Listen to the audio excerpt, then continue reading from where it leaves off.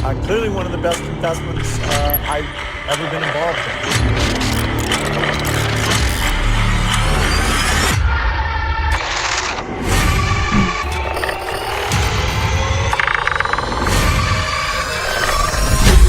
in. Just get the damn vaccine.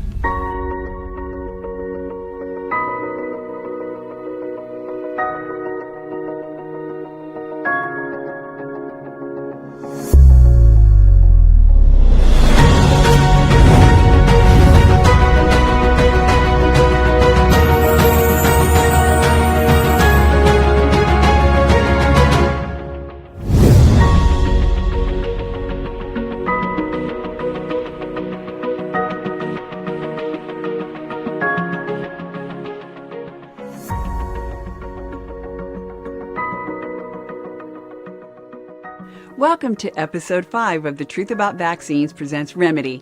I'm Charlene Bollinger, and this is my husband, Ty. We're your hosts, and we're so thankful that you've tuned in.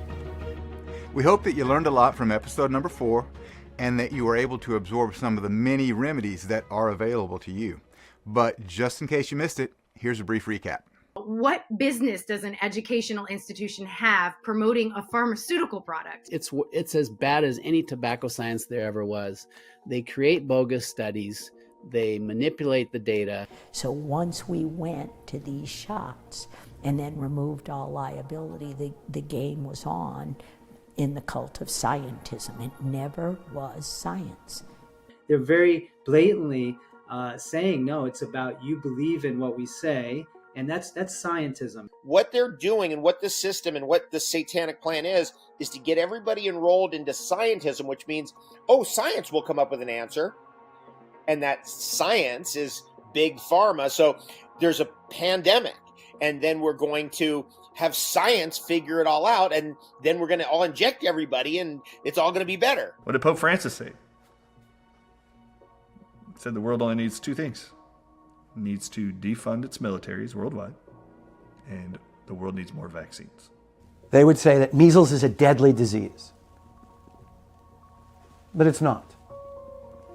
And we create fear because we need to use that fear to get people to get vaccinated. The outbreaks that we see with mumps and measles, at least half of the cases are fully vaccinated, so it's obvious that those don't work. The Cochrane collaboration looked at more than 60 studies of pre- and post-licensure of the MMR vaccine, and they said that it's largely inadequate to determine the safety profile of this vaccine. The MMR shot stands for measles, mumps, and rubella. And the rubella fraction of the MMR vaccine is made from cells of aborted fetal tissue. And we've known that since the 1960s. It leads to a very toxic cytokine stimulation of inflammation in your system. And it leads to a more of a toxic type of effect than almost any of the other vaccines in the schedule. The concern here is that multiple vaccines trigger a hyperimmune response, a febrile seizure that could precipitate a neuropsychiatric disorder, such as autism spectrum disorder, Asperger's, or clinical autism. They also found, which they did not expect, that black boys were at very high risk of autism following MMR.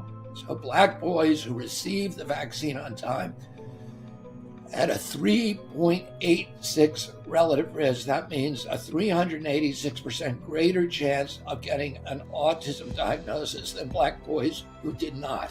What did they do?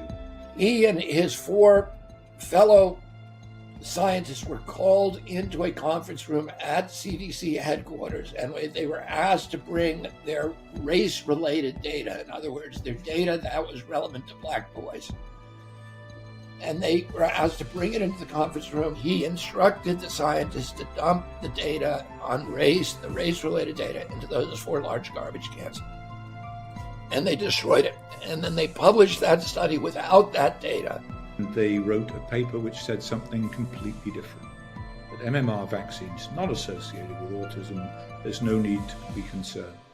It showed the dirty underbelly of the CDC, that they do lie, that they do hide in, sort of this paper trail that I've put together over the past 20 years on the CDC that showed that they've lied regarding mercury in vaccines, they lied regarding the MMR vaccine, and they say with absolutely no basis whatsoever that vaccines do not cause autism. Same thing happened with my nephew, who was badly vaccine injured in California and diagnosed at age 3 with autism. He went from not being able to speak to speaking completely fine, and he's a fully functional 7-year-old right now.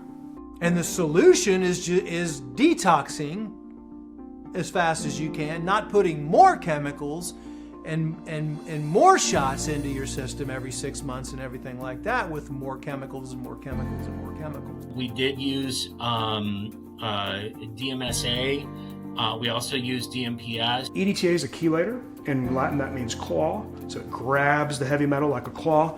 And so if you have a lot of, say, lead or mercury in your bloodstream, then the chelator will grab that, make it very heavy because now it's weighed down by this weight or this claw called EDTA, and then it will come out in your urine. Did a double-blind placebo-controlled study that was published in 2015 by Bob Navio in San Diego that showed that serum in the boys would start talking again and made eye contact again and took the flame down in their brain. It's one of these things that we look at on the horizon that could indeed be a game changer.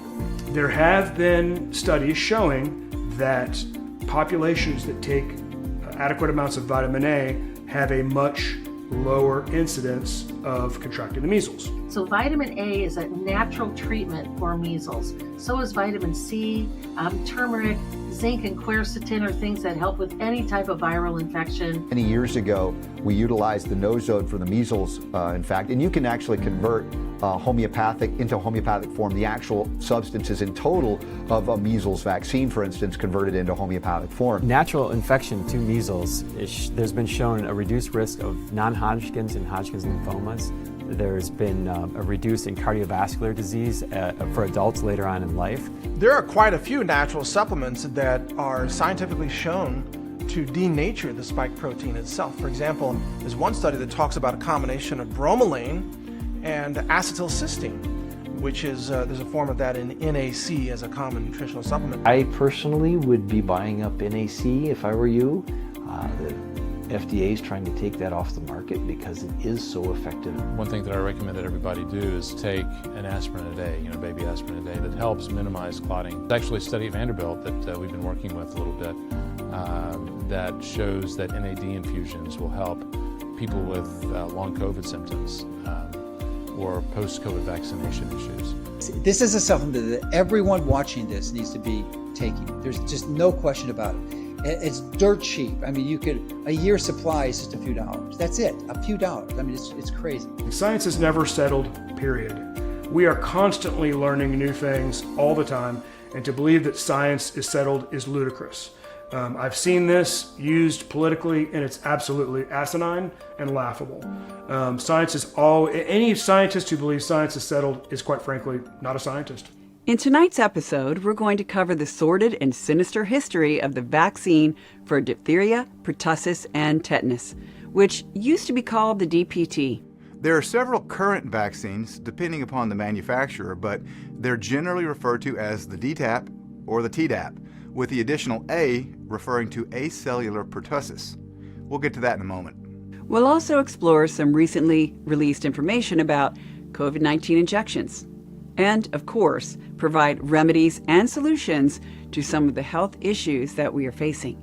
Here's Dr. Sherry Timpenny with a little bit of history of the DPT vaccine. DTaP stands for diphtheria, tetanus, and pertussis. And the pertussis vaccine, when it was first created in the 1940s, they used a whole cell pertussis vaccine, which is still used worldwide. Here in the U.S., they replaced the whole cell pertussis with something called acellular pertussis, which was supposed to be less toxic because there were case reports that reported every single year about the whole cell pertussis vaccine causing brain damage in children. Indeed, in 1986, we had the landmark case Graham versus Wyeth, which awarded the plaintiff $15 million for permanent brain damage sustained from the DPT vaccine. The jury found that the drug company, Wyeth, knew or should have known that the DPT vaccine caused neurological damage in children, making their product unsafe. And there were many other lawsuits as well. In fact, it was because of that the 1986 Injury Compensation Act was actually passed, because the pharmaceutical companies who manufactured the shots were either getting sued or threatening to be sued with large class action lawsuits because the pertussis vaccine was causing brain damage. With my personal vaccine injury story, I was adopted and born in September and placed for adoption after my birth mother had an attempted abortion that didn't succeed, so I was subsequently put up for adoption, hospitalized for several months. And when I was adopted in cold winter Chicago and I had a cold, my parents that were first-time parents were really just doing the best job they could as adopting their first baby as first-time mom and dad. So they went to the pediatrician. I was given the DTaP, and within hours I started febrile seizures and had 104 fever and was brought into the hospital. And interestingly, back then in the 70s, they said this can't possibly, it's a coincidence that she just had the vaccine.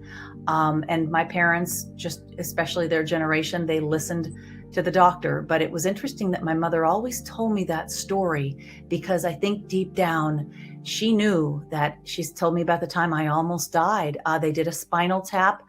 They were checking for encephalitis. They kept checking the back of my neck, and we believe that I did have encephalitis, and I had 104 fever that wouldn't break for 7 days. They're afraid they might lose me, and the priest was called. But after that 7 days, my mom said it was kind of a miracle that the fever broke and the febrile seizures and shaking stopped. They did the spinal tap. They saw that I did not have spinal meningitis, and I survived, but not, without some repercussions. And that was that I've had a couple doctors, neurologists say that I would be on the spectrum, but it was encephalitis. And we believe that it left me with a traumatic brain injury at just 3 months old, days after being adopted. So it's a rough start. But that's why I am so passionate about what I do and want to help others. Due to all the brain damage, Big Pharma changed the vaccine to the acellular kind, which allegedly has fewer side effects. We went from the DPT to the DTaP and the Tdap. I say allegedly because the Sanofi Pasteur version of the DTaP vaccine, Tripedia, listed SIDS, autism, and anaphylactic shock as possible adverse events. But this vaccine was pulled from the market in 2011 due to backlash from people who actually read the package insert. But let's take a step back for a moment. Have you ever wondered what the main goal of vaccination is? Many people think that vaccines are intended to prevent disease, but that's not exactly accurate. Vaccines contain weakened or inactive parts of a particular organism, an antigen, that triggers an immune response within the body, which in turn produces antibodies. Do you know that vaccines aren't required by the CDC or the FDA to actually prove that it immunizes the individual against the disease they're proposing it's for?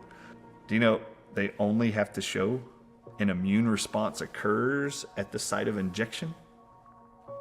Vaccine manufacturers do not have to prove to our government or health agencies that their vaccine prevents the disease that they're targeting. They only have to prove to the CDC and the FDA, they have to prove that an immune reaction occurs at the site of injection. What's an immune reaction? The animal's immune system, or the human's immune system, delivered white blood cells, antibodies, to the site of injection. When you inject the viruses and the bacteria into the body as a vaccine, the entire process is done to produce an antibody. That antibody is called, in the medical literature, the protective antibody. But yet we know it doesn't offer much, if any, protection. I have countless peer-reviewed medical literature studies that show that you can have a very high antibody level and still contract the infection for which you are vaccinated against, and that includes tetanus. That you can have a very high antibody level that your pediatrician or family doctor or the CDC would call a protective antibody. You can have a very high level and yet still contract full-blown tetanus. And it was when I read that article, the first one, and there's multiple ones like that, that's when I knew unequivocally that this entire idea of injecting things into your body to create an antibody that's supposed to be there to keep you from getting sick in the event that you just might come in contact with that particular virus and bacteria, and it invades through your mucous membranes, it gets through your skin, it gets into your bloodstream, and it causes a fever and starts to cause an infection. And oh, by the way, they're standing by, just waiting, is this antibody to keep you from getting sick. It's all a lie. So the antibody response, the holy grail of vaccinology, is actually a lie. It does not keep you from getting sick. That's just propaganda. And until the advent of the internet, the most successful place to push propaganda was on TV. Let's take a look at a quick clip of one of our favorite shows, Andy Griffith. In this episode, Andy agrees to help the county nurse talk to Rafe Hollister, he's a farmer, into taking his tetanus shot. Now, Rafe is a hard-working man who he says has never been sick and has never had to see a doctor. The nurse had promised her bosses that she would have a 100% success rate in vaccinations. So getting Rafe on board is important to her. They do finally convince him to get vaccinated, and all is well in Mayberry. You know, we never realized how much vaccine propaganda was actually woven into TV programs and commercials until we started producing documentary films. It's truly astounding how many programs push the official story that vaccines wiped out disease, but the scientific data suggests otherwise. The sanitary system, you know, how dirty. Even in the United States in the late 1800s, early 1900s, it was filth. There was filth everywhere. There wasn't a good sewage system. There's feces all over the streets. Of course you're going to get sick. And so a large investment was made to clean up our streets, clean up our sanitary system, clean up our waste. And that's what started turning this all around. It's very easy to spread bacteria when you've got feces all over the place and people are walking around without shoes, right? And the water system, the water system was horrible. And so these people are drinking this water that's filled with toxic bacteria that's just taking them out. Dr. Suzanne Humphries wrote an amazing book called Dissolving Illusions. And if you really want to understand vaccines historically, when they were introduced in relation to what was the historic nature and magnitude of each illness, and what she showed, and she's got all the graphs in that book, is that 90 to 99% of the decline of that particular infection occurred before the vaccine was introduced. So it doesn't matter what you look at, this is true. And yet when you read about any vaccine and how amazing it was, they'll go back to the old data and give the vaccine the credit for eradicating whatever it is. I mean, the classic ones were smallpox and polio. But vaccines have been given the credit for everything for which we have a vaccine. They're given the credit for virtually eradicating those diseases. That's not the real story, because here's the interesting fact. You can also see in some of her graphs, there are diseases for which there were no vaccines, and they disappear on the same pattern. So you have this steady decline from the 1800s into the 1970s, 80s of everything, including things for which there was no vaccine. You're about to see some graphs that were initially from Dr. Suzanne Humphries' book called Dissolving Illusions. They've been updated and exhibited as court documents. A huge thank you goes to attorney Greg Glazer for providing these graphs, which he has used as evidence in a court of law. There is no disputing these graphs. This is just data. Check out the measles. You can clearly see that deaths from measles had drastically decreased and almost been eliminated before the vaccine was introduced in 1963. Same for diphtheria.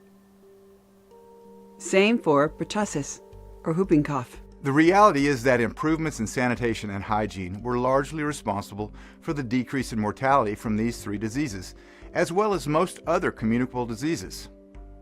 How can we confidently say this? Check out the graphs of TB and typhoid. Here are graphs of meningitis and dysentery. And here's scarlet fever and enteritis. The graphs look similar to measles and diphtheria and pertussis, don't they? Guess what? There was no vaccine in general use for tuberculosis or typhoid or meningitis or dysentery or scarlet fever during that time period. But mortality was virtually eliminated due to improvements in sanitation. So let's go back to tetanus. Tetanus is caused by a bacteria called Clostridia tetani. All right. This bacteria is common in cow and horse dung. Okay, it's in the gut of cows and bigger animals like that. All right, and that is the bug that can give you lockjaw, can give you tetanus and all these symptoms. Okay, rust has nothing to do with it. Rusty nails do not cause tetanus. It's not possible. It's bacteria that causes tetanus, not rusty nails. Tetanus isn't a vaccine, number one, because tetanus isn't a communicable disease. You step on a rusty nail and you get the microbes from horse manure. There's no more horse manure on our streets. Yeah, if you work in a farm or something like that, you might think about that. But yeah, you're immunized by the sequences that are everywhere, so walk on the earth. I believe I said that and they made fun of me. Yeah, there's lots of tetani on the soil and exposed to your skin, mucosal surfaces. If we expose these things, we're boosted all the time. Tetanus is not a communicable disease. 10 years a booster, they just made it up. There's no data behind any of it. What would I do if I stepped on a rusty nail? Well, I'd wash it out with hydrogen peroxide, number one, thoroughly. Get it real clean, right? There's a homeopathic remedy called hypericum. And there's also an herb, which is hypericum, is called St. John's wort, okay? Those are also very, very good remedies for puncture wounds. Colloidal silver is another excellent remedy to prevent these types of things. So if you were to step on a rusty nail, I would clean it out, but I would also take colloidal silver internally. Those are great remedies for rusty nail tetanus, right? Hydrogen peroxide, hypericum, St. John's wort, and colloidal silver. Now that was worth the price of admission, and we are just getting started in this episode. Everyone needs this information because all they're going to see on TV are propaganda commercials funded by Big Pharma, trying to scare you into vaccinating your child or even yourself. Yeah, check out this TV commercial pushing the Tdap vaccine. A new baby brings celebration and joy for mom and dad, and many happy introductions to family and friends. Everybody wants to see the baby and hold and cuddle our new little one. Of course, our baby's beautiful. But all that contact can also be dangerous because of pertussis, also known as whooping cough. Pertussis is a highly contagious disease that spreads like a cold. It can cause seizures, brain damage, and even death in infants. 75% of babies who get pertussis get it from a family member who has it. Most adults do not know they have the disease. To them, it may seem like a mild cold or cough, but pertussis is very dangerous to infants. That's why I asked everybody who's going to be around our baby to get a Tdap vaccine, even the babysitter. Tdap protects against tetanus, diphtheria, and pertussis. Newborns are very vulnerable to pertussis, especially during their first 2 months of life. Before visiting a newborn, adults should get the Tdap vaccine. This simple act can keep babies from developing whooping cough. We all got the Tdap vaccine because we wanted to protect the newest addition to the family. Did you know that the whooping cough, the pertussis vaccine, does not stop transmission? Here's a 2014 article entitled Acellular Pertussis Vaccines Protect Against Disease but Fail to Prevent Infection and Transmission in Non-Human Primate Model. Whooping cough, we all remember the big bad wolf. So that's a vaccine much like COVID, where, and all of them actually, they don't stop transmission. They don't stop transmission, but you don't cough. So you're an asymptomatic carrier, but you're exposing that. If you're coughing, Grandma, are you going to go anywhere near grandbaby? No, you're not. But when you're not coughing, and then grandbaby gets sick and starts coughing, and for a young, very young baby, that can be deadly. There's something out there. It's a highly contagious disease. It can be especially serious, even fatal to infants. Unfortunately, many people who spread it may not know they have it. It's called whooping cough, and the CDC recommends everyone, including those around babies, make sure their whooping cough vaccination is up to date. Understand the danger your new grandchild faces. Talk to your doctor or pharmacist about you and your family getting a whooping cough vaccination today.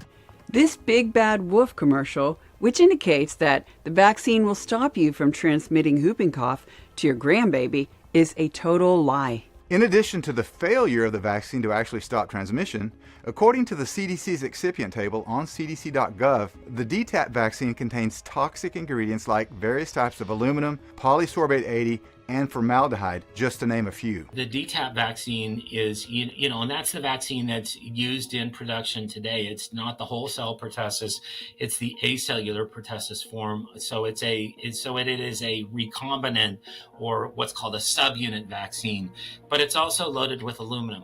And aluminum is an adjuvant that's basically a time bomb for the immune system.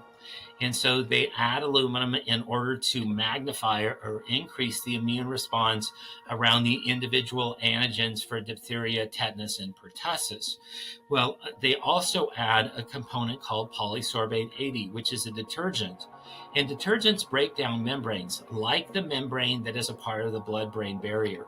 So when you give a child a DTaP vaccine at 2 months, 4 months, 6 months, and 15 months of age, then you're loading them up with aluminum, and then you're giving them the aluminum an escape hatch directly to the brain.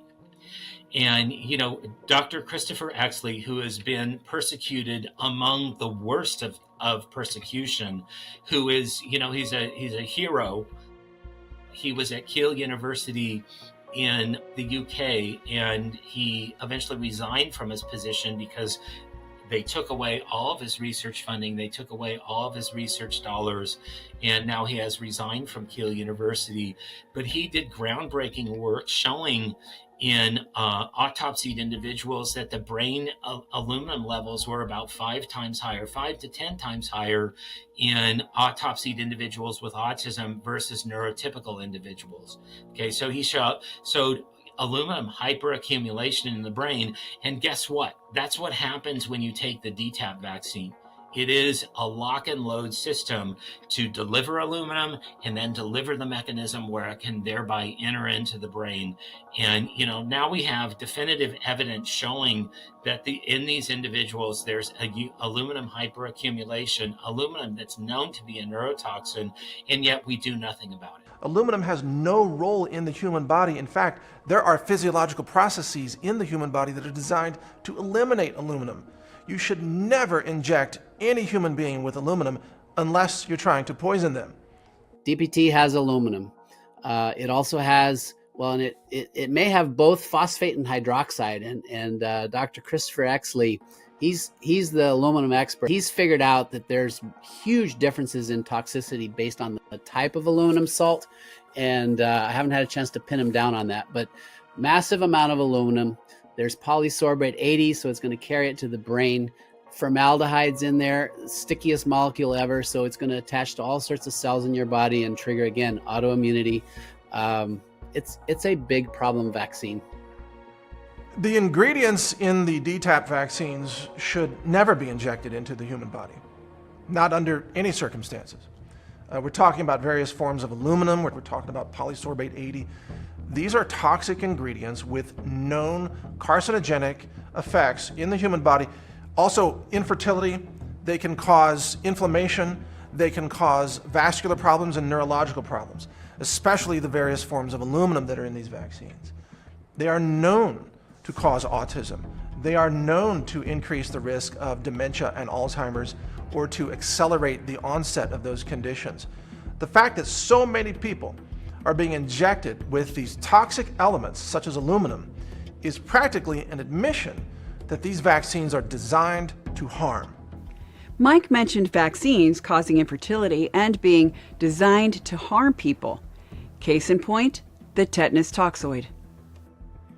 If you've watched our previous docuseries, you've likely learned that the tetanus vaccine has been used in the past to cause sterility and spontaneous abortions, specifically in third world countries with mainly minority populations. Sort of an anti-fertility vaccine.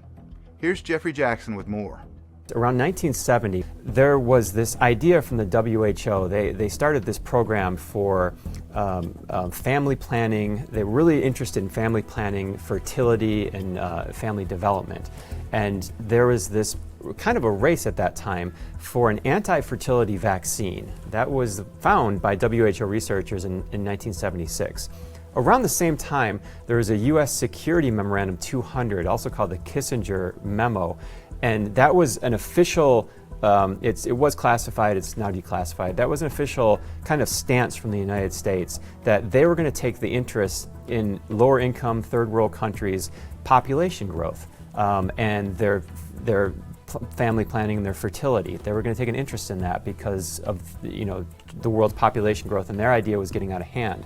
So these WHO researchers in 1976 successfully created this anti-fertility vaccine, and they combined the tetanus toxoid with a human reproductive hormone HCG. It is a fact that the tetanus vaccines given to women of childbearing age in Kenya were deliberately laced with HCG, which is an infertility chemical. It's designed to decrease population and to cause spontaneous abortions or long-term infertility, and it did its job.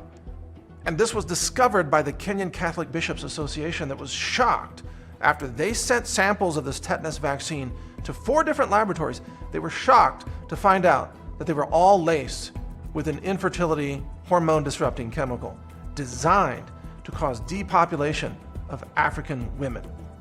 So the tetanus vaccine that was rolled out in Kenya was laced with HCG, human chorionic gonadotropin.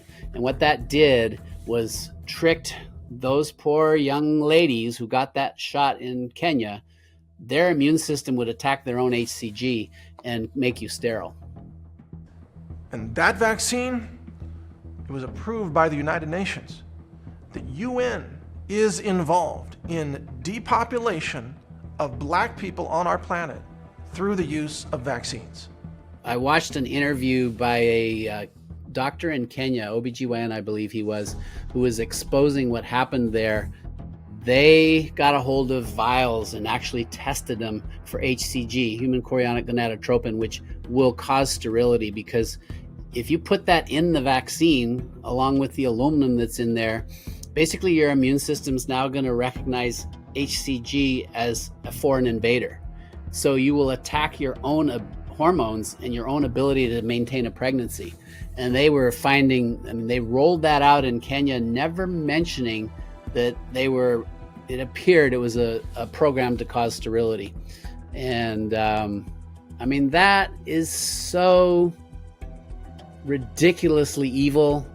It's hard to even believe, but when you hear it from the actual doctor who is discovering this and doing independent research, of course, they shut that down real quick, but it was already exposed. It's just you won't hear about it in the mainstream, that's for sure.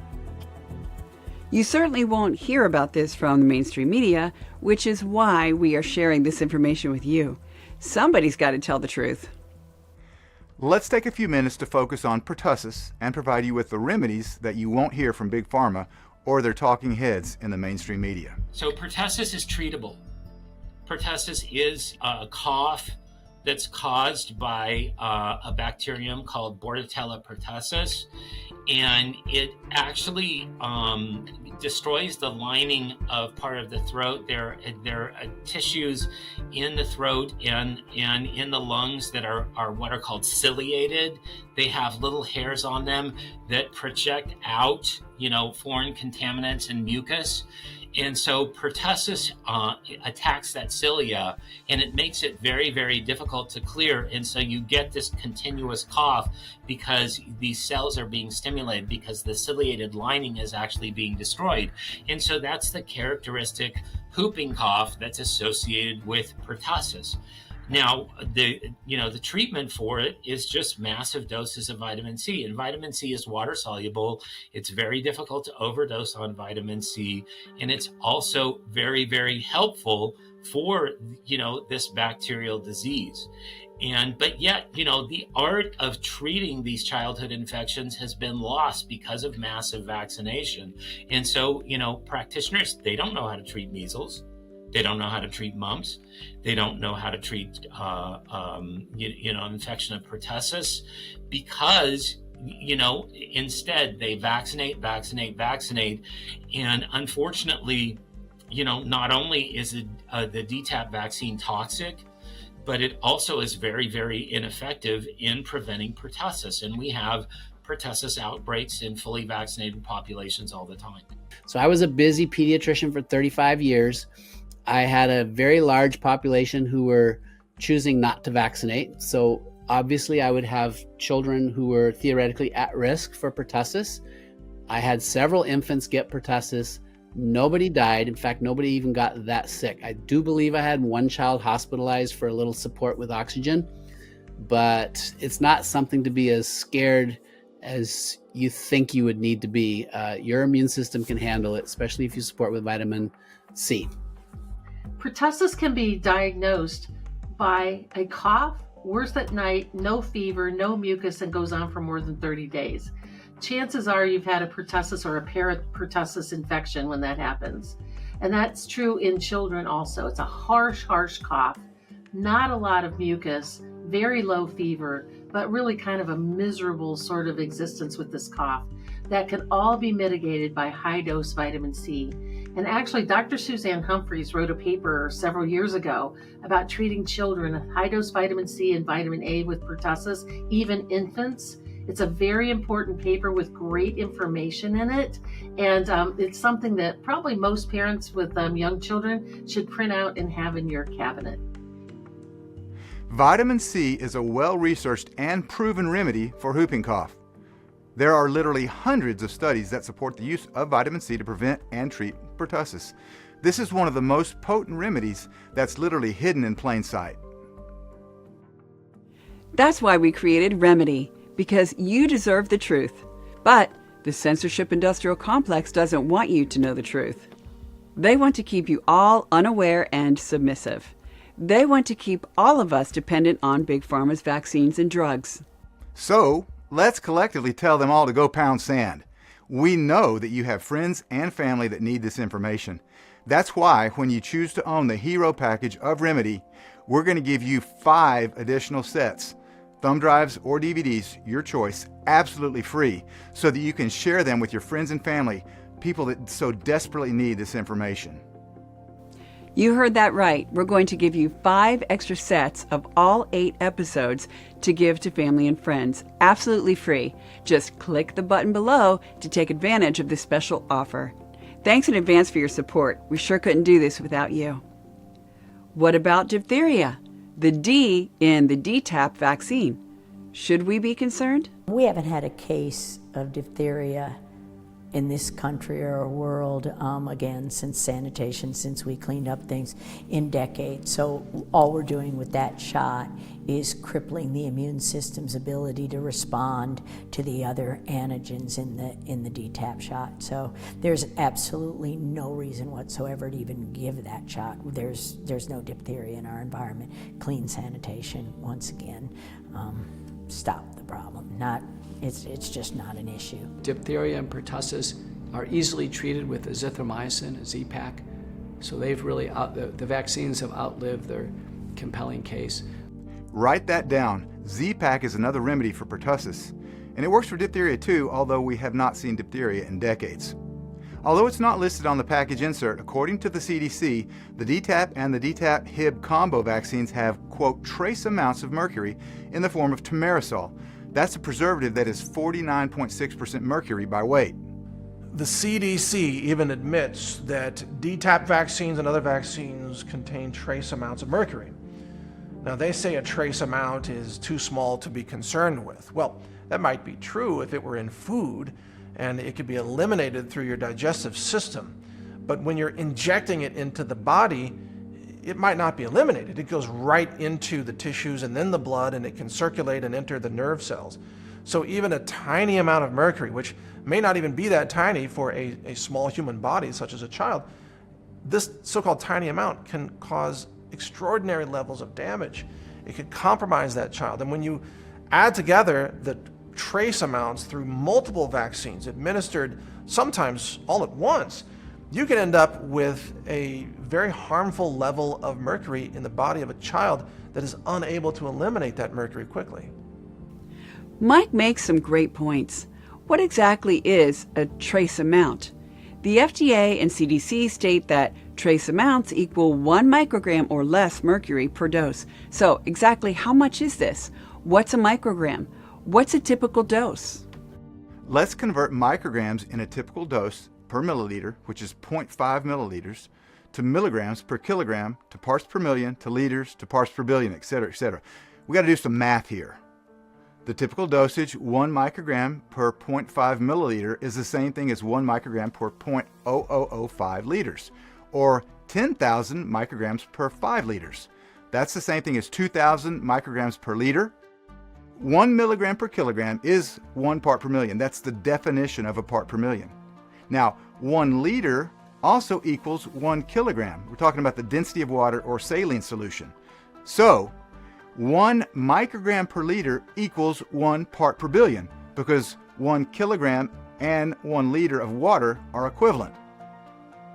Therefore, 2,000 micrograms per liter equals 2,000 parts per billion of thimerosal in the thimerosal-free vaccine.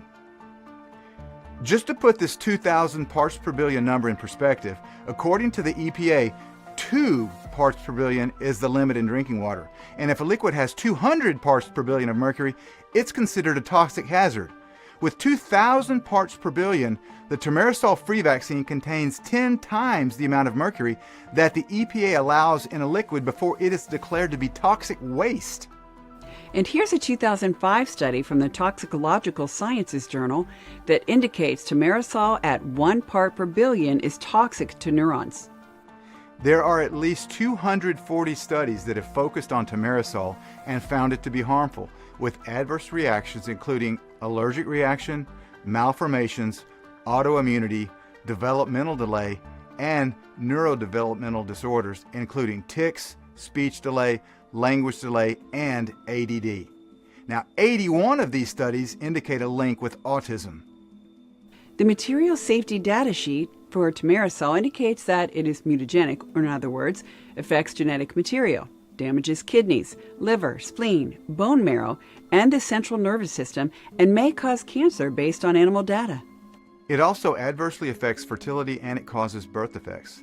The material safety data sheet for thimerosal also acknowledges that exposure to thimerosal in utero and in children can cause, quote, mild to severe mental retardation and mild to severe gross motor impairment.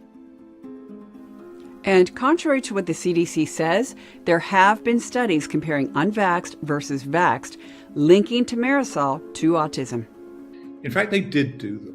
They did do them in the thimerosal study, where they had children who on day 0 had no thimerosal exposure, and then children with varying level timing of their thimerosal exposure. And because there was a 7-fold increased risk in autism between those children who did not receive the thimerosal containing vaccines and those who did, is they culled that group, the children who did not receive the vaccine, from the study. They found a real effect. Unvaccinated versus vaccinated, 7-fold increased risk of autism in the vaccinated. They removed it from the study so that it would not create a problem for them. How many children went to the wall as a consequence of that decision? That's par for the course. autism studies that don't fit the narrative are either retracted or they're culled in order to indicate no correlation. This is sickening. The truth is that mercury has been linked to autism and is nothing to mess around with. It's one of the most deadly substances on the whole planet. I have a dear friend who is in a particular aspect of law enforcement. And after 9/11, he was in meetings where the conversation was around the real fear, the real threat that was not being disclosed to the American people. The real worry was that a mercury bomb would be deployed somewhere in the United States, and that would cause a high level of, toxic event. So my friend asked the question, well, where would someone get that amount of mercury that would be feasible for a mercury bomb? And the answer was, it's in pharmaceutical products and childhood vaccines. So the idea that we're saying that it's trace amounts or non-existent, back in 2001, it was very widely known that these products carry enough of a high level of mercury that they would be utilized potentially by a terrorist to deploy a mercury bomb. Wow, a mercury bomb? That would be devastating. But aren't we devastating children every day when we allow them to be injected with toxic chemicals like mercury? How does this make any sense? Here's how. Vaccines are sacred in the cult of vaccinology. This goes all the way back to Edward Jenner and the smallpox vaccine. As a result, organizations like the CDC and its ACIP committee, which determines which vaccines are included on the childhood schedule, they are almost religiously pro-vaccine. ACIP is an organization affiliated with the CDC, and they host meetings to talk about vaccination and approving vaccines for distribution to the public. One of the nurses affiliated with our group attended one of these ACIP meetings, and on the screen during the meeting was shown a picture of the Temple of Vaccinia. The Temple of Vaccinia is a building where Edward Jenner made his cowpox vaccine centuries ago. And it is preserved to this day and is considered a pilgrimage site for many scientists who are religiously pro-vaccination. There is almost a religious zeal that surrounds vaccination. And it's particularly strong in those people like pediatricians, public health doctors, who appear to know very, very little about vaccines. To be accused of anti-science or being just simply an anti-vaxxer so we can write you off. This is a pharmaceutical industry propaganda ploy. It's no less, no more than that. That since I once had an interview with Anderson Cooper. I think it took about 15 seconds for him to start talking about conspiracy theory. Exactly the same in Italy when I interviewed in Rome. It was conspiracy theory straight away. As it's a default, a place to go when you don't have to think about the arguments, you don't have to articulate a better argument to make your point. You simply call people anti-vaxxers, conspiracy theorists, and that's it. The Washington Post did an article about me this week that said I was a conspiracy theorist. You know, they are actually part of a conspiracy to suppress people like me. And the way they suppress people is by characterizing us as conspiracy theorists, so they can outright censor us, or they can censor us through defamation. You know, that's what they've been up to. So this reporter, Michael Scher, who's spent his entire, the title of it is Robert F. Kennedy's Conspiracy Theories, but he actually is part of a conspiracy to label me a conspiracy theorist. And that's the pro-vaccine playbook. Just call anyone who questions vaccines a conspiracy theorist or an anti-vaxxer and accuse them of being vaccine hesitant, whatever that means. This whole vaccine hesitancy thing that they're calling is a good thing. And so for anyone who gets labeled as a vaccine hesitant adult or as an anti-vaxxer, wear it like a badge of courage. Wear it with proudly that you are critically thinking and thinking for yourself and what's in the best interest of you and your children. If you don't go along with the full narrative, the full CDC schedule, if you don't support that, then by some measures you're anti-vaccine. Who isn't an anti-vaxxer if the definition is you're not going to be compliant with this insane agenda? Vaccine hesitancy is a healthy state of mind. To be an anti-vaxxer or someone who questions the vaccines, that's an intellectually healthy position to take. We should all have skepticism. The COVID-19 vaccines have led to a massive number of injuries, disabilities, and deaths. We should all be shocked, outraged. We all should be anti-vaxxers at this point in time. We should all have extreme vaccine hesitancy. Dr. McCullough is absolutely correct. We should all have extreme vaccine hesitancy now, especially in light of the extreme fear-based push that we've seen to make everyone take the COVID-19 injections. Fear has been leveraged for vaccine manufacturers for decades. That is fear of recurrent disease like polio or smallpox, and now with SARS-CoV-2, fear of hospitalization and death. Sadly, none of these vaccines prevent hospitalization and death. They're simply not that good. But the vaccine companies have really leveraged fear in their promotional materials. With COVID-19, it's been the fear that one would actually get severe disease, fear that one would pass the illness to a loved one or a relative. All this was used in an illegal marketing campaign by the companies in order to drive mass vaccination. Our world population was so inundated with these media images and bold lies, hour by hour, minute by minute, every TV screen, you know, that death count thing. And that was death with COVID, not death from COVID because of faulty PCR testing. I mean, they had this thing rigged. So, and then 24/7 incessant reporting on the dangers that people were willing to risk their lives to potentially save themselves. We now know, Ty, and I know you know this, children is a good example. As a pediatrician, I was still in practice at that point. I'm retired now, but I was witnessing a huge practice. At that point, I had maybe 7,000, 8,000, 9,000 patients. Not a single child was hospitalized for COVID. In fact, I didn't even know of any children who went to the ER.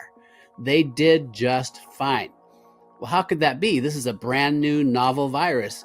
How could kids be fine and yet the TV's showing everybody's dying? Well, guess what? Kids have a very robust, a very strong natural immune system. What do we need to fight infection? Or dear to your heart, what do we need to fight cancer? We need a healthy immune system. Vaccines don't help your immune system, they harm it. And that's why my data showed the highly vaccinated had more infections. So kids do great. There's no reason to fear. They never needed to be isolated. They certainly never needed to be masked. And they definitely don't need a COVID jab. But what happened this last year? The CDC and their Immunization Advisory Committee voted unanimously to put the COVID jab on the childhood schedule. Comes out in February. It just came out this past February. They have added the COVID jab to the routine childhood schedule. That vaccine, if you want to even call it that, is still under emergency use authorization. We're going to put something that's shouldn't be authorized, right? It's an emergency thing when there really wasn't an emergency. A lot of shuffling of shells to get that thing onto that childhood vaccine schedule. It's all harm, no benefit, zero benefit, 100% chance you're going to harm your child. And yet you watch. Most pediatricians will recommend it. And sadly, a lot of parents will sacrifice their kids at the altar of pharma. These children must be sacrificed on this altar. Of course, they're not selling it that way. They tell you it's the only way this child can survive if they get this shot, this vaccination. And it is a dangerous death cult because it doesn't give rise to a healthier immune system. It gives rise to chronic diseases if you survive the initial acute insult and assault that occurs via, again, bypassing the normal means of experience in the entire world we live in or the body exists in through airborne interaction, through breathing, through saliva, through ingestion, etc., and even on the skin where there's a microbiome. So it is a cult-like devotion, a rite of passage that they say if you don't get the shot, your child will die. They cannot participate in life, they can't come to school, and we saw that broadened out during the COVID crazy years into the violation of fundamental freedoms to move about the Earth cabin if you weren't first injected with dangerous mRNA technology that they wrongly called a vaccine. But now, as it's become obvious how destructive of the immune system those shots are and were, they now realize that they've done great harm to their religion of vaccinology, because many physicians and researchers are now not only questioning the idea of mRNA injection technology, but also all previous vaccinations. And if you look into the works of Paul Thomas, and Neil Miller has written on and published on this, as well as Professor Dr. Brian Hooker, we found out that there's massive chronic disease manifestation far in excess of those children who are least vaccinated or not vaccinated at all. I know personally people who have never had their children vaccinated for anything, and their children are absolutely 100% healthy. Can I say Robert Scott Bell? Robert Scott Bell. As far as I know, his kids are absolutely 100% healthy. That would be considered anecdotal. I'm naming one case that I've seen that is not scientific information, or considered scientifically valid. But absolutely, there are people out there who've never gotten vaccinations and their kids are fine. However, you have to decide: are you willing to take that risk? If, let's say, the risk is 1 in 1,000, if your kid ends up being that 1 in 1,000, how are you going to feel?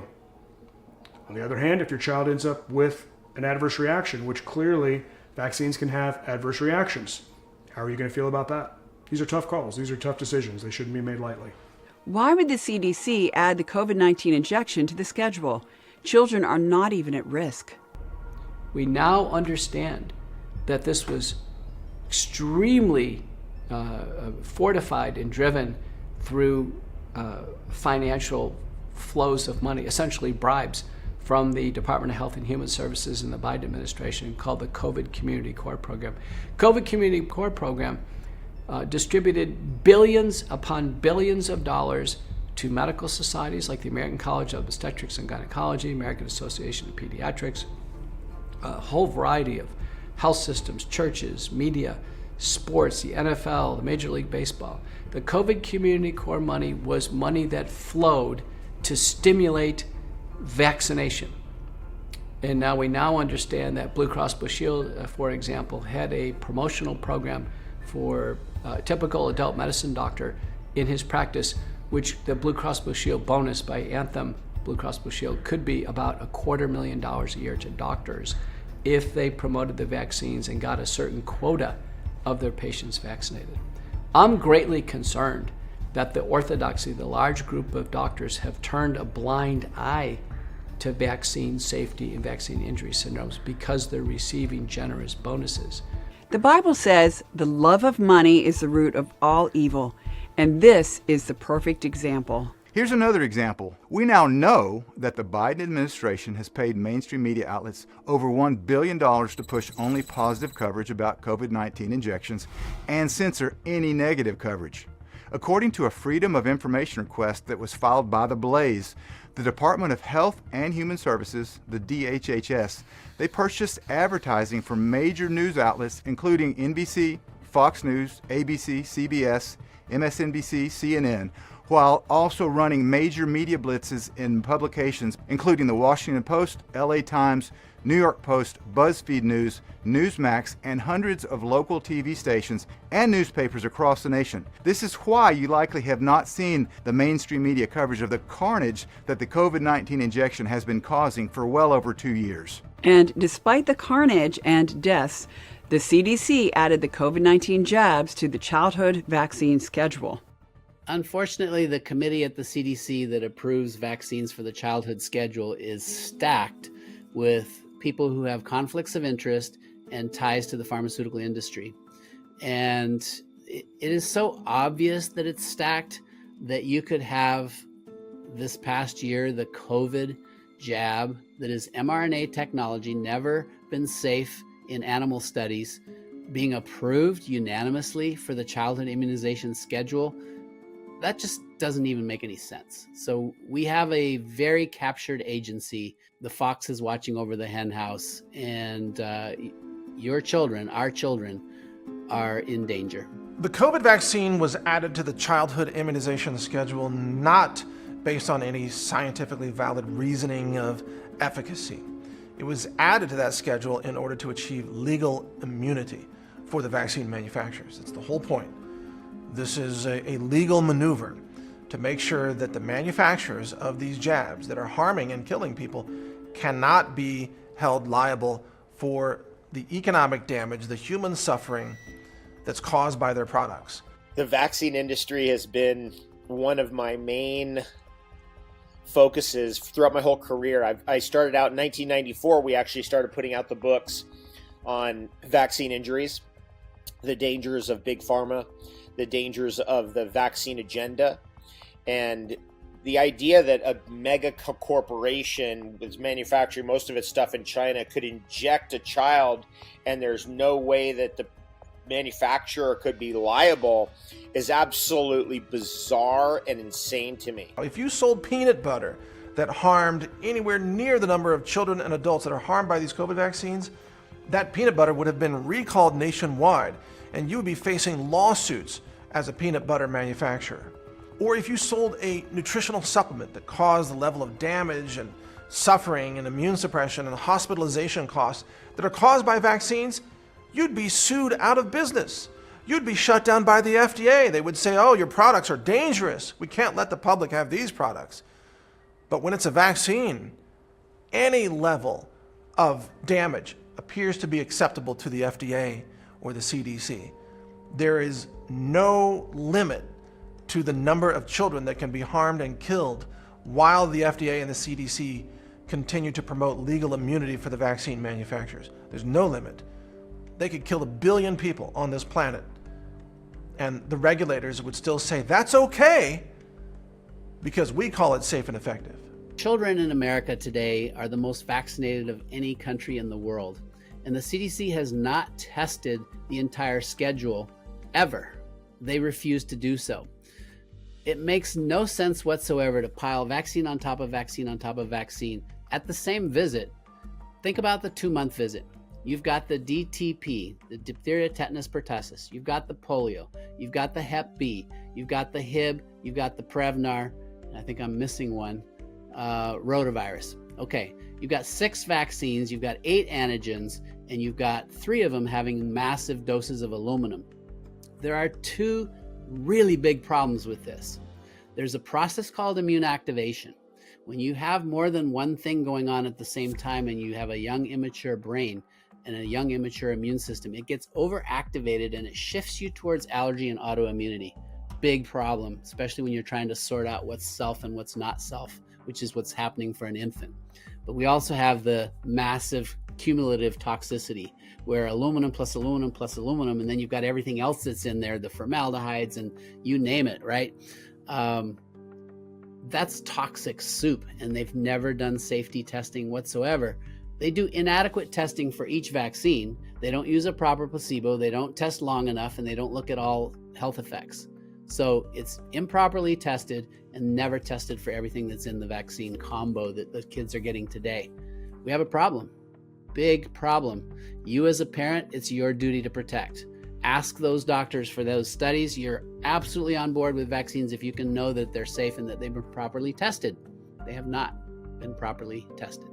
If it's on the schedule, they have immunity from liability. Then it's the CDC's problem, like all the other vaccines. And as long as it's not under an EUA and not mandated or part of the schedule, they have a certain amount of liability. So this is all bottom line driven, mitigate risk and liability and maximize return on investment. So it's like the polluting companies or any of the others. And in fact, for these big corporations, the solution is the problem for them. Corruption is only possible if the system is set up for it. And the unholy alliance of the corporatocracy, aka the military-industrial complex, is what makes all of this possible. And we can get rid of the Faucis and the Dasigs and the Collins and the Walensky's and everybody else. But at the end of the day, it's cutting off the head of the Hydra. So long as you have a corrupt system, there will always be an individual with moral elasticity willing to come in and exploit it. So what we need to do is dismantle that corrupt system. This corrupt system does need to be dismantled. They pushed the unapproved COVID-19 injection onto the childhood schedule. Try to fathom that. We literally do not know what's in these injections. Well, here's the problem.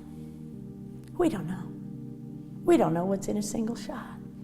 And we haven't known what's in a single shot since 1986, because not one of them's been tested. We know what they told us, but I need to know every base pair in the shot. You know, is there graphene oxide? Yeah, for the limited number of doses we can get. Some of them have them. 100 vials, when billions have been manufactured, when not one of the manufacturing plants has been tested, even that it's good manufacturing process, we don't know. We'll never know what's in them. We don't know fully what was in each and every lot. There's arguments that many lots were different, some were hotter than others, that created scenarios of more disastrous results in certain shots or certain shot sequences than others. But suffice it to say, we want to remedy the wrongs that man has done, and those who did so in ignorance or fear or any number of reasons, not to condemn those people, but to find ways to help them. It's to give your immune system a leg up to see the oncoming microbiological train or pathogenic train heading your way. But the unfortunate thing about vaccination is that it ties you to the tracks. In other words, it immobilizes, doesn't enhance your immune response, even if it helps to facilitate an antibody production. It limits and corrupts the immune response in a much more complicated and complex manner, so that even though you can identify the oncoming pathogenic train, you can't get off the tracks because you're disabled. Whereas a homeopathic form, a nosode, can alert you to that pathogenic train coming before anybody can even see it in its etheric form, so that your immune system is more able to respond because it hasn't been corrupted or disabled via the corruption of injectable toxic poisons, whether it be adjuvants like heavy metals, whether it be aluminum, or other adjuvants like MF59, squalene, which is largely responsible for what we know of as the Gulf War illness back in the 1990s when they started giving the experimental anthrax vaccine. So we have in homeopathy nosodes for anthrax that can be utilized, and of course it's in the materia medica and widely used for now a couple of centuries or more. What actually causes disease and death? And that comes back to pollution, toxicological burdens coming in through the air, water, food, or in the case of vaccinations, concentrating them all and injecting them into the body. We have to start questioning what are in these things. Have they put other things in there that we don't know about? Can anybody prove that they haven't? I mean, we're not even still sure what's in the COVID shots. We don't even have a package insert yet. We don't have anything that's legitimately says about graphene oxide versus hydrogel, polyethylene glycol, the lipid nanoparticles, the messenger RNA, the spike proteins, all of these things that we know about. What's in there that we don't know about? Since it's still issued under an EUA, an emergency use authorization, they can change up to 49% of the ingredient of any single batch run they do, not even tell anybody, because it's not an official FDA approved product. It's still experimental. So they can say, well, we're still experimenting with what we think is the right combinations of things in here. We don't even know. We should start questioning anything that's injected into our body. And I've read articles where graphene oxide and hydrogel respond to EDTA, which is chelation. You can get it either IV or orally with EDTA to take out some of the graphene oxide and maybe mitigate the hydrogel. How do you disable this graphene nanocarbon technology that they're using to be able to be released through lipid nanoparticle technology, and then this technology getting into the cells and delivering different types of mRNA and who knows what else that they're going to be using this for?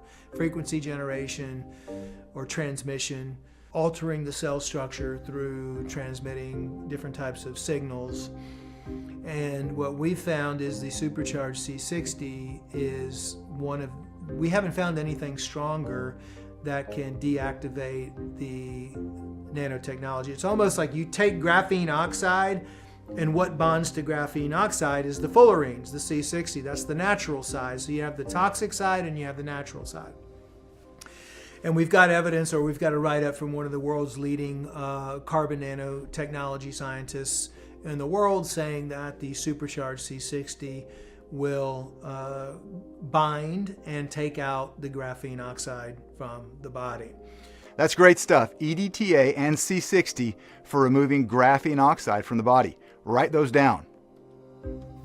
Here's David Avocado Wolf with more remedies, including information on C60.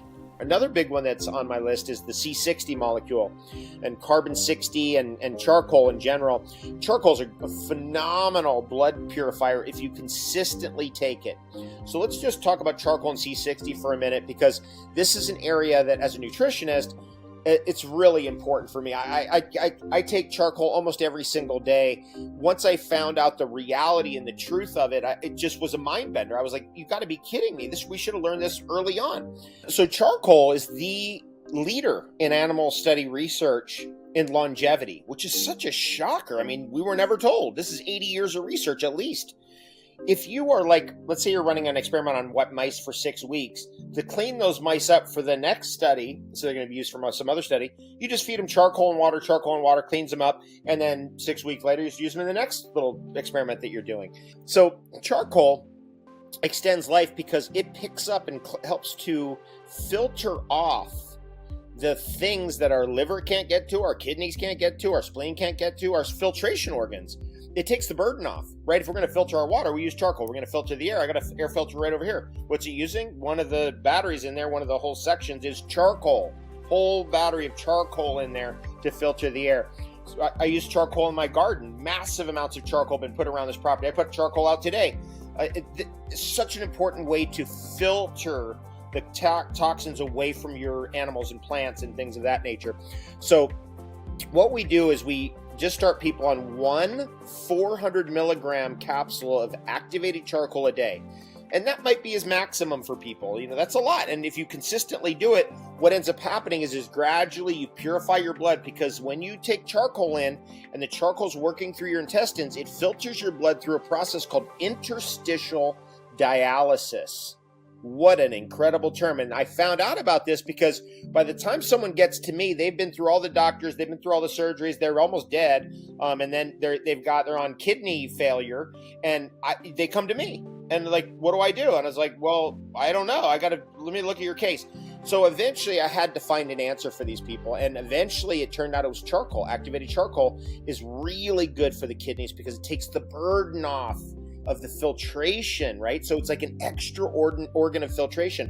One time I heard Joe Rogan say, if only we had another liver to help us filter all these toxins in the environment. I'm like, we do, we have one. It's called activated charcoal. So this is a major, important, consistent tool to activate in your life, pun intended, activated charcoal, so that you can begin to clean up your blood from the jabs. So that's one. And then there's fractions of the charcoal that's been isolated, one of them being the C60 molecule, which is a super detoxifier and actually has the world longevity record in mammals for longevity. So longest lived mammals, almost doubling the lifespan of mammals, was due to the C60 in their diet.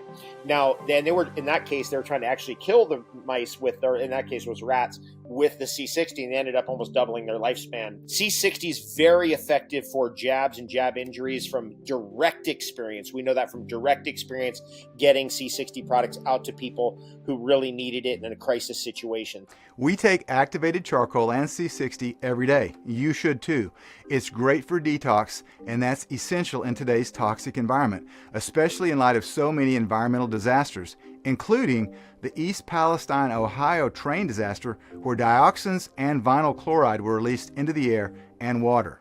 Any remedy that's successful will involve a hefty dose of detox, which is the key, especially liver detox. Now, in the aftermath of the East Palestine disaster, the train wreck in Ohio, we had this massive, deliberate release of dioxins. Dioxin fallout encompassed thousands of square miles of farmland and housing, residential areas, and parks, rivers, and streams. These dioxins cause chromosomal damage. They destroy the DNA in the nuclei of your cells. Normally, in a healthy person, they would be able to repair that DNA damage through the NHEJ mechanism.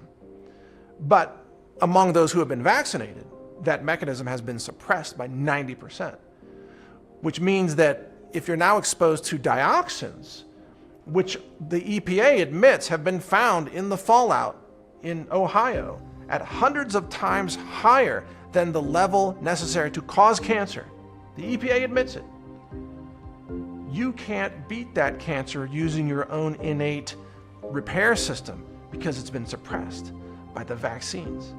There's a lot of studies showing chlorophyll and chlorella, which is this green algae, this single-celled green algae, has a lot of effects. The idea is these dioxins, they bioaccumulate. They bioaccumulate in the soil, they bioaccumulate in the animals, and in us.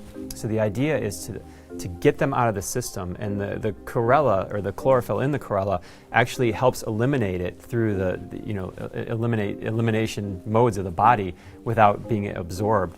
But they also found that giving it to pregnant women, there was a Japanese study they found, they gave 18 pregnant women these chlorella supplements, and they found that it wasn't bioaccumulating. They weren't finding it in the breast milk when they were breastfeeding their children, where opposed to the people that didn't have that, they were finding dioxin-like materials in this breast milk. So very important thing, whether you're just a standalone person or if you have a child, if you're nursing. And it also showed that it was increasing their IgA, which is this immune component of the maternal immunity that's given to the child. So it's helpful all around in that respect. We didn't talk about the liver, but with all this stuff going on and all this stuff being processed in the body, most people's livers are not functioning above 15 or 20%. We found that the best liver cleanse is the one with the olive oil, Hulda Clark's old cleanse, the one we modified, and we've made that organic, and we've concentrated the herbs and the therapeutics. If your liver is not able to detoxify all these byproducts, then they're just going to keep recirculating, and who knows what's going to, you're going to be toxifying, your body's becoming more toxic and more toxic and more toxic.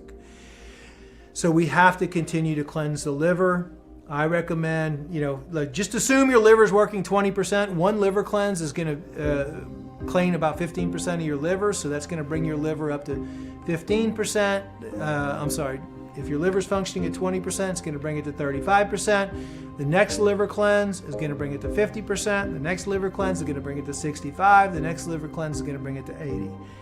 What we found is that if your liver is functioning at 80% or above, that's when your body's immune system and your self-healing mechanism is going to kick in.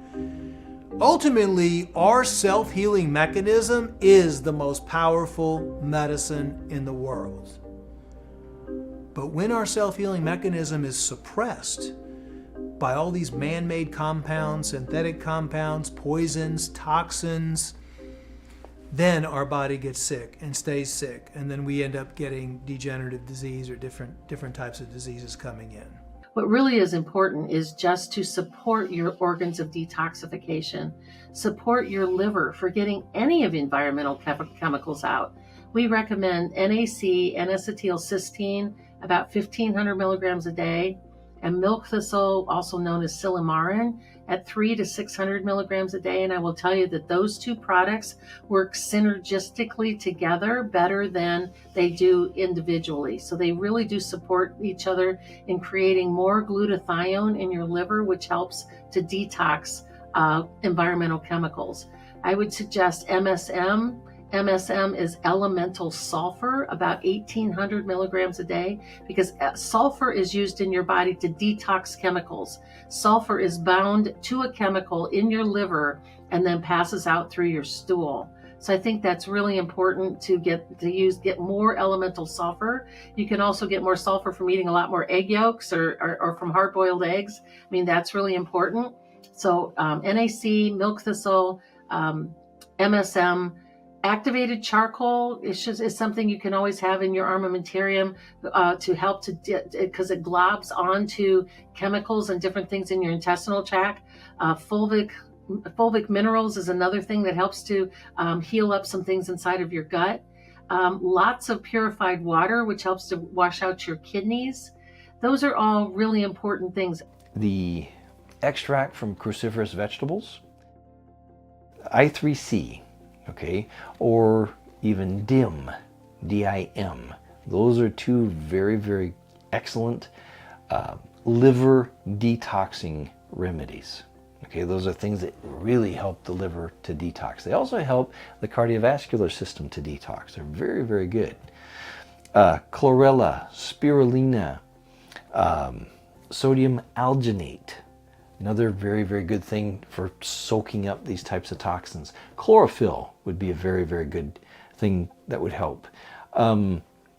The humic and fulvic acids would be really good, especially if you did activated charcoal for a couple days before starting humic and fulvic acids. Also, another good remedy is burdock root, or even the Essiac tea formula would be very good things to add into the mix.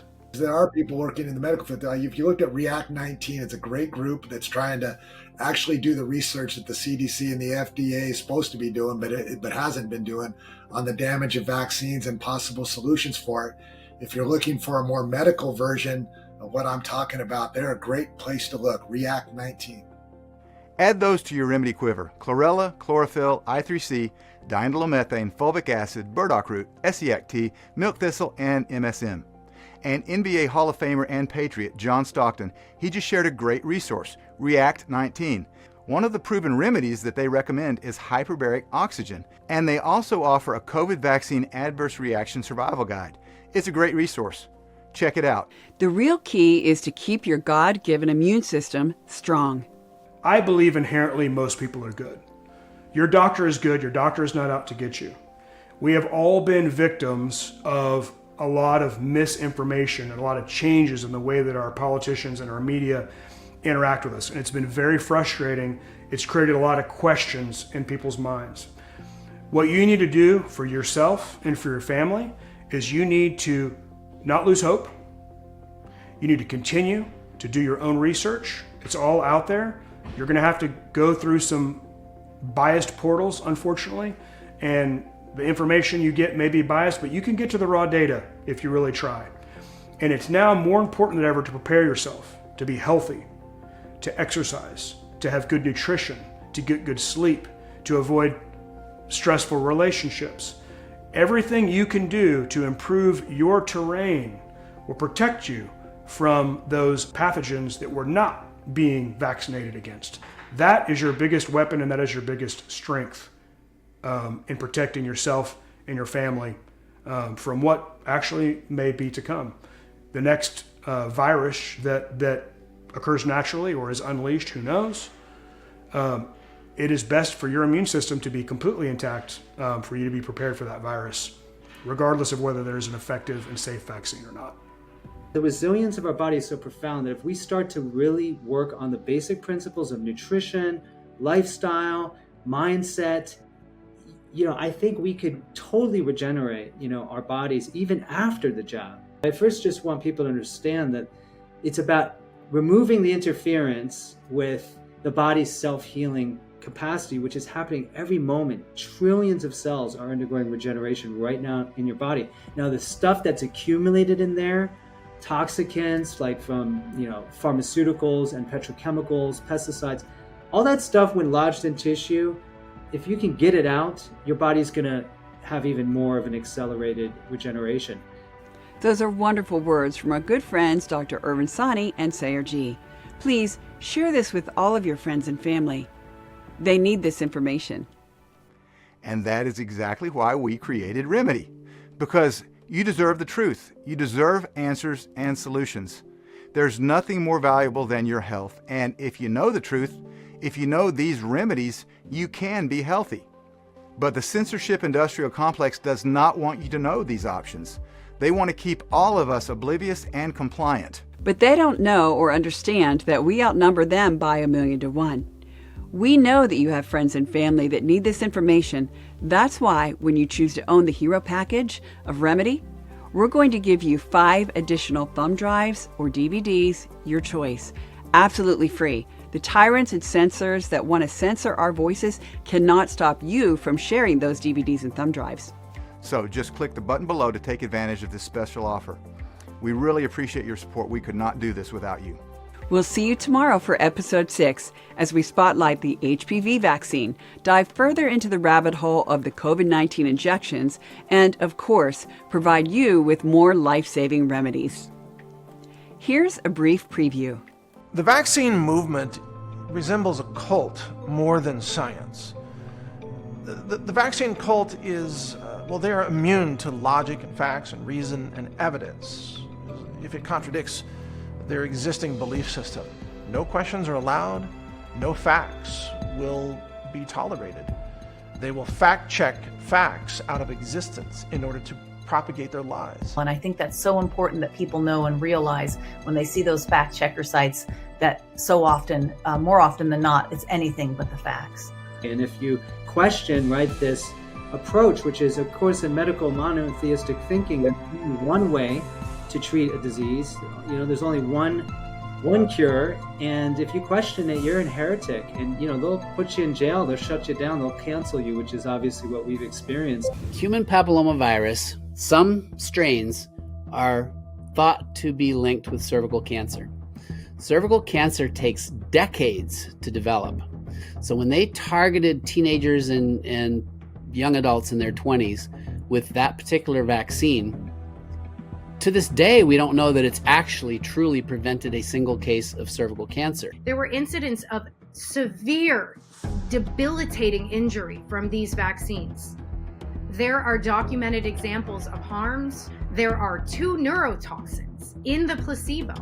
And when you use a shot of aluminum as a placebo, which is supposed to be an inert product, and you compare it to a vaccine that has a large amount of aluminum in it, and you say that the side effects in the HPV vaccine were the same as the side effects from the placebo, which was an ingredient in the vaccine, how can you possibly declare this to be safe and effective? This is not a safe vaccine until you have actually proven that it's safe, and that has never been done with HPV. You know, the package insert of Gardasil, you're 100 times more likely to suffer an adverse event than you are to get cervical cancer. So there are individuals who have sustained POTS from the HPV vaccine. It has really destroyed lives and it's destroyed livelihoods.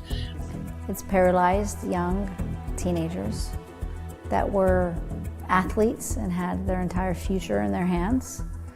And God only knows how many young kids that it's sterilized. 4 top vaccine makers, GlaxoSmithKline, Sanofi, Merck, and Pfizer, over the past decade have paid about $35 billion in criminal penalties and damages for falsifying science, for defrauding regulators. Oh yeah, they lied for decades, they committed fraud for decades, they harmed people, they bribed doctors, they fabricated study results, they paid off FDA officials. But now suddenly they're ethical and moral and we should trust them because they have our best interests in mind. Are you kidding me? You have to be a gullible idiot to believe that. All experts agree, in these children, the Pfizer vaccine caused fatal myocarditis.